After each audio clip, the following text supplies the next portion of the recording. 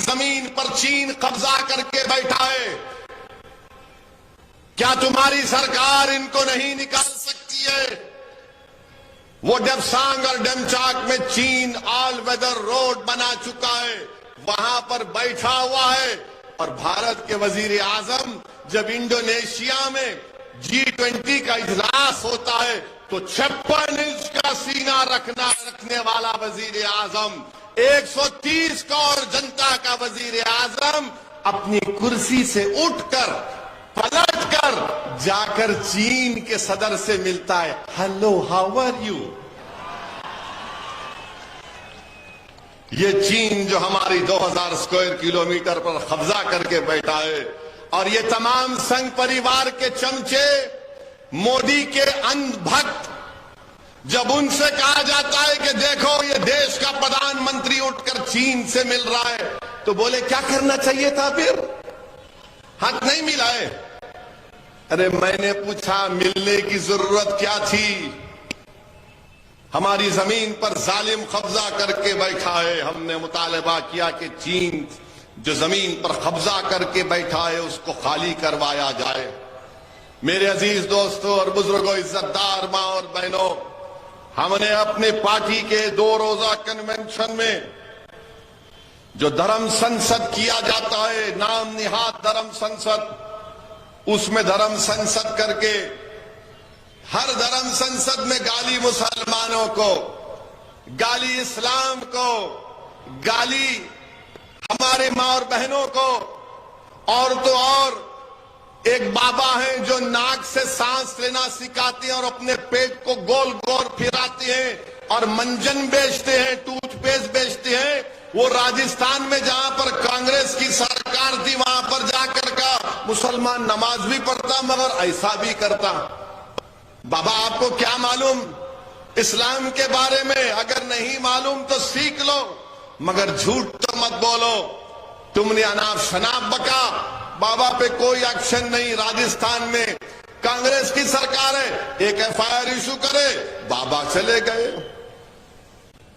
राजस्थान से जुनैद और नसीर के रिश्तेदार जब जाकर राजस्थान की पुलिस से कहा कि देखो हमारे बेटे को, भाई को उठा कर लेकर गए आतंकवादी, तो पुलिस ने कहा चल भाग निकल, मगर बाद में उनकी जली हुई लाशें मिली। अगर उनको पुलिस हरकत में आ जाती तो वो जालिम लोग जुनैद और नसीर को लेकर राजस्थान का बॉर्डर क्रॉस करके हरियाणा में नहीं जा सकते थे। मेरे अजीज दोस्तों और बुजुर्गों, बीजेपी का एक MP कहता है दिल्ली में मुसलमानों का समाजी बायकॉट करो। बीजेपी के एक भोपाल की MP बोलती कर्नाटका जाकर वो चाकू तरकारी काटने के लिए इस्तेमाल मत करो, गले काटो। भारत के प्रधानमंत्री आपके MP बोल रहे हैं कितनों को काटेंगे? क्या आप गले काटना चाह रहे? कितनों को काटेंगे बताओ आप? और आप ये समझ रहे हैं कि मुर्गी के बच्चे हैं, अपनी गर्दन को पेश कर देंगे चाकू के सामने? किसकी मां जनी हमारा गर्दन काटा जा सके बताओ हमको? कौन है वो जो हमारी गर्दन काटना चाहता है? बताओ, मैदान और वक्त मुकर्रर करो, हम भी देखना चाहते हैं। और याद रखो, अगर तुम मुझे काट भी दोगे तो मैं अल्लाह के नाम पर शहादत पाऊंगा, मैं मरूंगा नहीं, जिंदा रहूंगा। मैंने जुनैद और नसीर को कहा कि शहीद है, जिंदा है, इनको मुर्दा नहीं कहा जा सकता। तो मीडिया में जो 6 बजे और 9 बजे बैठकर मोदी को अपने पप्पा कहते हैं, उन्होंने बड़ी तकलीफ हुई कि जुनैद और नसीर को वैसी शहीद कह रहा है। हाँ, शहीद है, जिंदा है, उनको अल्लाह गिज़ा देता, तुमको नहीं मालूम। जुनैद और नसीर शहीद है, और आप जो है आपकी MP पे कोई एक्शन नहीं लेते, कोई एक्शन नहीं बीजेपी की तरफ से। और भारत के प्रधानमंत्री बोलते हैं, एक गाना, पुराना गाना गाते हैं भारत के प्रधानमंत्री, उसकी ट्यून ऐसी है कि सबका साथ, सबका विश्वास, सबका विकास, सबका प्रयास। प्रधानमंत्री, ये गाना बहुत पुराना हो गया है। ये गाने में सच्चाई नहीं है, धोखा है। हमने रेजोल्यूशन पास किया कि महाराष्ट्र के मुसलमानों को रिजर्वेशन मिलना चाहिए। यहां पर उद्धव ठाकरे चीफ मिनिस्टर थे। 100 साल पुरानी बूढ़ी कांग्रेस भी थी उसमें, राष्ट्रवादी कांग्रेस भी थी। मराठों को रिजर्वेशन देने की बात किए, मगर मुसलमानों को देने की बात नहीं किए। और फिर बोलते कि ओवैसी वोट काटने के लिए आया है। अरे बताओ कांग्रेसियों, तुम सत्ता में थे ना?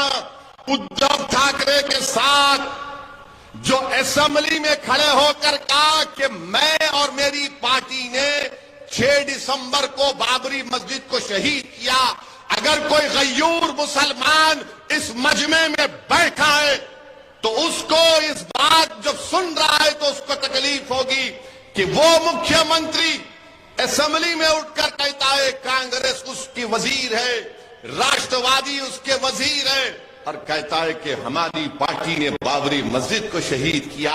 अरे कांग्रेसियों, अगर तुम में सेकुलरिज्म इतना राय बराबर जिंदा होता, शरद पवार, अगर आपके पास सेकुलरिज्म राय बराबर जिंदा होता तो चुल्लू पर ये सेकुलरिज्म का सर्टिफिकेट बांटने वाले, ये लाला की दुकान पर बैठकर सर्टिफिकेट बांटने वाले, जब वो कोई कहता है कि मैं और मेरी पार्टी ने बाबरी मस्जिद को शहीद किया, वो सेक्युलर हो गया है। मैं चैलेंज कर रहा हूं आज के जलसे से शरद पवार साहब को और वो कांग्रेस के वो साहब जो पूरा भारत फिरे हैं, बताओ शिवसेना सेक्युलर है या कम्युनल है? बताओ, जवाब दो, सेक्युलर है या कम्युनल है? उसके बाद आप फैसला करो कि ओवैसी इलेक्शन लड़ना चाहिए नहीं लड़ना चाहिए। ये जाकर इख्तिदार की हवस में 15 साल कांग्रेस के पास इख्तिदार था, मगर उद्धव ठाकरे मुख्यमंत्री बने तो बोले हम भी पीछे आ जाते हैं, हम भी भूखे हैं, प्यासे हैं, गरीब हो चुके हैं, हमारे घर वीरान हो चुके हैं, हमको भी एक गाड़ी के ऊपर लाल लाइट चाहिए जो टाई टाई टाई करके रोड पर चल सके। कांग्रेस दौड़ते हुए गई, उद्धव ठाकरे के दामन को पकड़ लिया। राष्ट्रवादी कांग्रेस ने कहा, जब राष्ट्रवादी कांग्रेस तो सुबह कितने 8 बजे 6 बजे सुबह 6 बजे उठ के अजीत पवार और देवेंद्र फडणवीस दोनों सगे भाई बन गए। सगे भाई बन के गवर्नर ने उनको शपथ भी दिला दी। ऐसा नजर आ रहा था कि मेले में दोनों भटक गए थे, बचपने में मिल गए आकर। वो सेक्युलर हो जाते हैं और ओवैसी इलेक्शन लड़ा तो वोट काटता है। मिले, फिर शादी नहीं चली, जल्दी तलाक हो गया। अब उसमें उस शादी में दूल्हा कौन था, दुल्हन कौन थी, आप तय करो, मुझे नहीं मालूम। किसने तलाक तलाक कह दिया? ट्रिपल तलाक तो बैन था, मगर सियासी तलाक चल रहा है अभी। अब नहीं मालूम कौन खुला लिया, वो छोड़ दिए तो उद्धव ठाकरे के पीछे। यानी आपको सिर्फ इख्तिदार से मतलब है, किसी से मतलब नहीं है। और हम पर इल्जाम लगाते कि ओवैसी खड़े होगा चुनाव में तो इनको फायदा होता, इनको फायदा होता। सुन लो, जो मजलिस इत्तेहादुल मुस्लिमीन के इलेक्शन लड़ने के खिलाफ हैं, मैं भारत के संविधान के तहत इलेक्शन लड़ता हूं और लड़ता रहूंगा। और याद रखो मेरी इस बात को, मेरी जिंदगी मेरी नाकामियों पर बनी है। मैं यहां तक पहुंचा हूं तो अपनी नाकामियों की वजह से पहुंचा हूं, कामयाबियों की वजह से नहीं पहुंचा हूं। क्योंकि मेरा मानना यह है कि इंसान की, बल्कि मुझ जैसे गुनाहगार मुसलमान की कामयाबी उस दिन होगी जब हशर का मैदान होगा, जब तुम्हारे और मेरे अमाल का फैसला रब्बे करीम करेगा, जो राय बराबर नेकी करेगा उसके सीधे हाथ में नामा अमल दिया जाएगा, जो बदकिस्मत होगा उसके बाएं हाथ में दिया जाएगा। बल्कि मेरा मानना यह है कि मेरे पास कोई नेकियां नहीं है। अगर अल्लाह मुझे बख्शेगा जो गफूर रहीम है, तो रसूलुल्लाह सल्लल्लाहु अलैहि वसल्लम की शिफात मुझे बख्शाएगी, मेरे अमाल मुझे नहीं बख्शाएगी। और जो लोग इल्जाम लगाते हैं मुझ पर, मैं तुमको अल्लाह के हवाले करता हूं। लगाओ कितना इल्जाम लगाते, तुम जिंदगी भर लगाओ मुझ पर इल्जाम, मगर मेरे कदम डगमगाने वाले नहीं है। इलेक्शन लड़ूंगा, एक लड़ूंगा, हारूंगा, फिर लड़ूंगा। जिंदगी की जब तक अल्लाह जिंदगी में इन सांसों को बरकरार रखेगा, मंजलिस का सिपाही जब तक अल्लाह रखेगा, मैं इलेक्शन लड़ूंगा, मेरे साथी इलेक्शन लड़ेंगे। हम लड़ेंगे जालिमों के खिलाफ, हम मजलूमों के हक के लिए लड़ते आए, लड़ते रहेंगे। हम नौजवानों के रोशन मुस्तकबिल के लिए लड़ते आए, लड़ते रहेंगे। हम अपनी मां और बहनों के चेहरों पर मुस्कुराहट देखना चाहते हैं, इलेक्शन लड़ेंगे। हम अपने घरों में अपनी बेटियों की हंसी की आवाज सुनना चाहते हैं, लड़ेंगे। हम नौजवानों के हौसलों को बुलंद रखना चाहते हैं, इलेक्शन लड़ेंगे। हम अपनी आवाज को असेंबली में पहुंचाना चाहते हैं, लड़ेंगे। हम पार्लियामेंट में अपनी आवाज को पहुंचाना चाहते हैं, लड़ेंगे। हम भारत में अपना जायज मुकाम हासिल करना चाहते हैं, इलेक्शन लड़ेंगे। मस्जिदों की हिफाजत करेंगे, इलेक्शन लड़ेंगे। शरीयत को बचाएंगे, इलेक्शन लड़ेंगे। अरे हम अपना हक में लेके लड़ेंगे। लड़ने से हक मिलता है, कोई कमजोर रहेगा तो हक नहीं मिलता उसको। और याद रखो मेरी इस बात को, याद रखो मेरी इस बात को, मेरी मां और बहनों, अगर आप सियासत नहीं करेंगे तो कोई आपसे सियासत कर देगा। इनको नफरत क्यों है मंजलिस से? कि मंजलिस इनका खेल समझ चुकी है। ये सियासत करना चाह रहे थे हमसे, हमने कहा आओ हम भी तुमसे सियासत करेंगे, क्योंकि मंजलिस इनके आगे नहीं झुकती। मंजलिस इनके दिल फरेब बातों पर कायल नहीं होती। मंजलिस इनकी दौलत को ठुकराती है। मंजलिस इनकी ताकत को नहीं मानती। मंजलिस इनके डराने से डरने वाली नहीं है। इसीलिए आज हर जगह जहां पर जलसा होता है, कल मुमरा में हुआ तो राष्ट्रवादी के लोगों को पेट में दर्द हुआ, तो एक बंबई के शिवसेना के लीडर को पेट में दर्द हुआ। मैंने कहा कि महाराष्ट्र का चीफ मिनिस्टर शिंदे और उद्धव ठाकरे राम और श्याम की जोड़ी है, तो इनको तकलीफ हो गई। मैं आपसे कह रहा हूं, मेरी बात को जहन नशीन कर लो।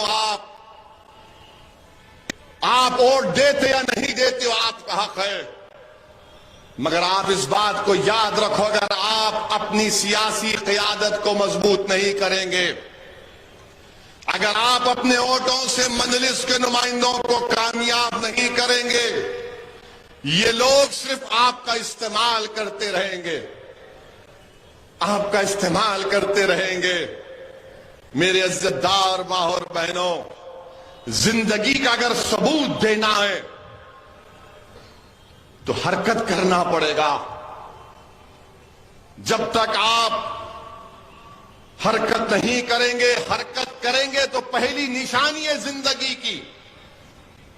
अगर आप खड़े होकर अपने हक के लिए लड़ेंगे तो पहली निशानी है जिंदगी की। अगर आप खामोश रहेंगे तो फिर आप जिंदा लाश बने रहेंगे। ये लोग जब चुनाव आता डराते हैं बीजेपी जीत जाएगी। 2019 में कहा कि शिवसेना को हराओ।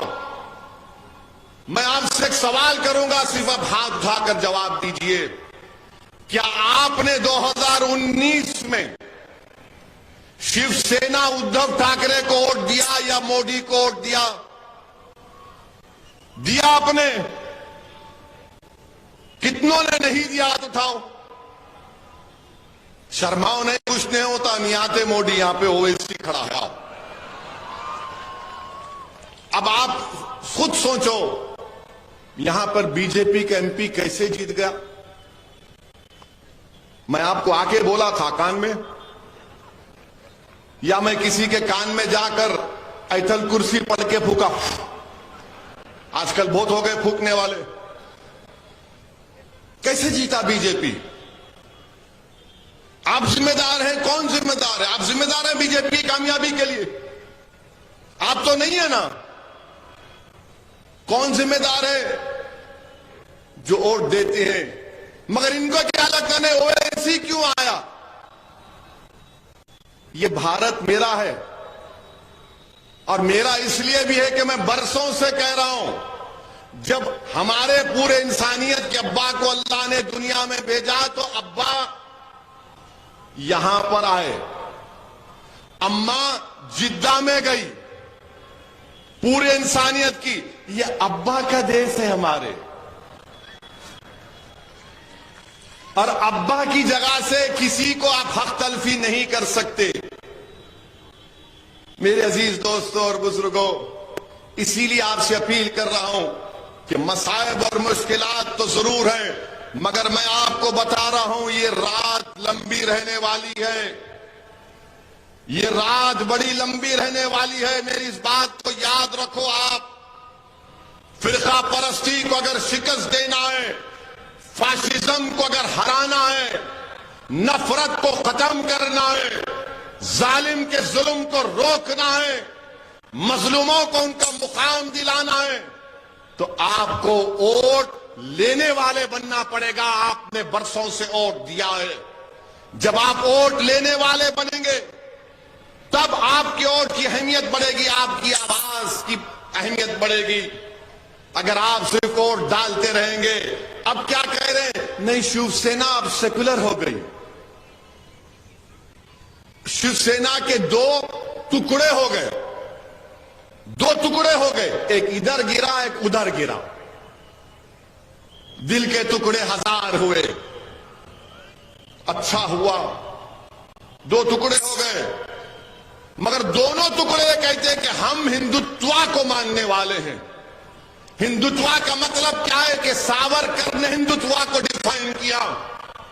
उसने साफ तौर पर लिख दिया कि भारत के मुसलमान, ईसाई इस मुल्क को अपना मुबारक सरजमीन नहीं मानते, ना होली लैंड मानते, ना मदरलैंड मानते। यह हिंदुत्व है। अगर और बोलना शुरू करूंगा तो लंबा वक्त लगेगा। अब आप फैसला करो कि जो हिंदुत्व को मानने वाले हैं। अच्छा, और मैं पूछना चाहता हूं आप तमाम से कि अगर कोई आपके बाप के कत्ल में, आपके बाप के वालिद के कत्ल में साजिश करता है, तो क्या आपका हीरो हो सकता है वो? जो आपके बाप के कत्ल में कॉन्स्पिरेसी करता है, क्या वो आपका हीरो हो सकता है? आपका हीरो हो सकता है? तो सावरकर महात्मा गांधी के कत्ल में कॉन्स्पिरेटर था। और किसने लिखा? ये मैंने नहीं, justice Kapoor commission, inquiry commission की रिपोर्ट में सुप्रीम कोर्ट के चीफ जस्टिस थे जस्टिस कपूर, कि उस वक्त की बंबई की पुलिस ने सही तहकीकात नहीं की थी। जो मेरे बाप के कत्ल में कॉन्स्पिरेटर है वो इनके लिए हीरो है। मैंने पार्लियामेंट में कहा था कि अनकरीब नरेंद्र मोदी की सरकार भारत में दो बाबा कौम को बना देगी, यानी two father of the nation. एक सौतेला होगा, एक सग्गा होगा। एक गांधी होगा सौतेला, और हो सकता कि Savarkar father of the nation बना दे मोदी, और शिवसेना तायीद कर दे। ये मैंने पार्लियामेंट में कहा था। अब आप बताइए, जो लोग कहते हैं शिवसेना सेकुलर है, मुबारक हो तुमको, तुम्हारी सोच को, मगर तुम अपने जाती मफादात के लिए तरह का प्रोपेगेंडा कर रहे हो। मैं चुनाव लड़ता हूं, मैं तो आरएसएस के खिलाफ बोलता था और बोलता रहूंगा, क्योंकि मैंने पढ़ा है, चाहे वो गोलवालकर की बंच ऑफ थॉट्स हो या बी और दीनदयाल उपाध्याय की किताब हो या फिर इनके तमाम स्टेटमेंट्स हो, मैं जानता हूं आरएसएस क्या है। मगर जो लोग आरएसएस से बात करना चाह रहे हैं, बताओ तुम क्या करने जा रहे हो। मेरे अजीज दोस्तों और बुजुर्गों, लोग कहते हैं कि सेकुलरिज्म में जब से भारत के वजीर आजम नरेंद्र मोदी बने हैं, मॉब लिंचिंग बढ़ गया, हेट क्राइम्स बढ़ गए, लव जिहाद के नाम पर मारम पीटी बढ़ गई, रिलीजियस कन्वर्शन के नाम पर गलत गलत कानून बनाए गए, दिल्ली में फसादात हुए, यूएपीए लगा। मगर इसके बावजूद भी लोग बोलते हैं कि सेकुलरिज्म का साथ दो, इन सो कॉल्ड पार्टीज का साथ दो। मैं बताता हूं फर्क क्या है। फर्क यह है कि जुनैद और नसीर की जली हुई लाशें उसके घर को आई। जुनैद के घर को मैं गया था जमील खां के साथ, और जुनैद के 6 बच्चे और जुनैद का बड़ा भाई जो नीम पागल है उसके 7 बच्चे, यानी 13 बच्चों की जिम्मेदारी जुनैद पर थी। जुनैद और नसीर के घर में जली हुई लाशें आई। हाफिज जुनैद को ट्रेन में 16 साल के बच्चे को मार दिया गया, उसकी लाश अपने बाप के घर को गई।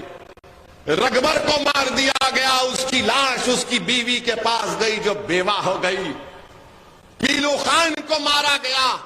अब बताओ आप, इनको क्या होता है ये सेकुलर पार्टियों को?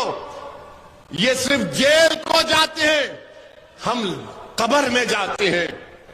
ये जेल को जाते हैं, हम कब्रों में जाते हैं, और जेल से जल्दी बेल भी मिल जाती है।